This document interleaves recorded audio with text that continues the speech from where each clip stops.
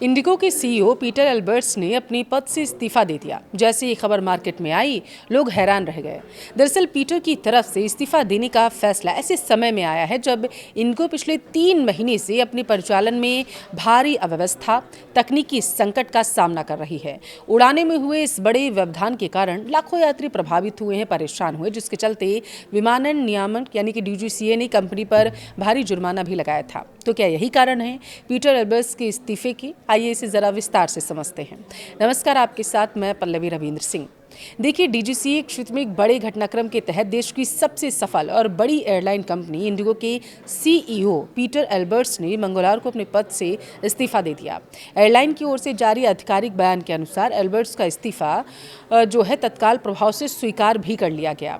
नए सीईओ के चयन तक कंपनी के जो प्रबंधक निदेशक हैं राहुल भाटिया, उन्हें ही अंतरिम रूप से एयरलाइन के कामकाज और प्रबंधन की कमान भी सौंप दी गई है। पीटर एल्बर्ट्स का यह अचानक इस्तीफा ऐसे समय में आया जब इंडिगो पिछले 3 महीने से अपने परिचालन में भारी अव्यवस्था का सामना कर रही है और उसे तकनीकी संकट का भी सामना करना पड़ा है।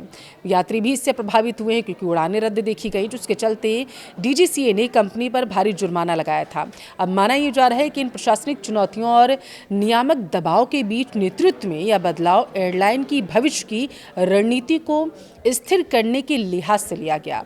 देखिए, दावा यह किया जा रहा है कि एयरलाइन कंपनी इंडिगो ने बयान जारी कर कहा है कि पीटर एल्बर्ट्स तत्काल प्रभाव से inter globe aviation limited Indigo के सीईओ पद से इस्तीफा दे रहे हैं। निदेशक मंडल संगठन में उनके योगदान और सेवाओं के लिए पीटर को धन्यवाद देता है और उनके भविष्य के प्रयासों के लिए शुभकामनाएं देता है। यह बयान उनकी तरफ से जारी किया गया। इंडिगो ने कहा है कि इंडिगो के प्रबंधन निदेशक राहुल भाटिया अंतरिम रूप से एयरलाइन के प्रबंधन और कार्यभार को संभालेंगे जब तक कि कंपनी एक नए नेता की नियुक्ति की घोषणा नहीं कर देती है, जिसकी उम्मीद जल्द ही की जा रही है।